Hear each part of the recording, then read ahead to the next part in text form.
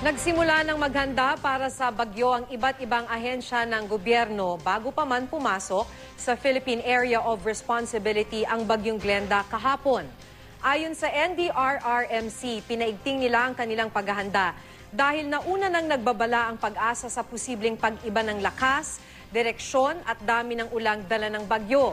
Pinaghahandaan na raw nila ang pagpapatupad ng preemptive evacuation sa mga lugar na maapektuhan. Pinaghandaan na rin ang posibilidad ng landslide at baha sa mga maapektuhang probinsya.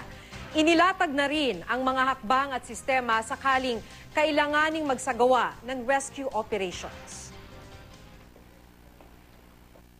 The ILG likewise already reactivated disaster monitoring systems in regions 1, 2, 3, NCR, 4A, 4B, 5, and possibly 8.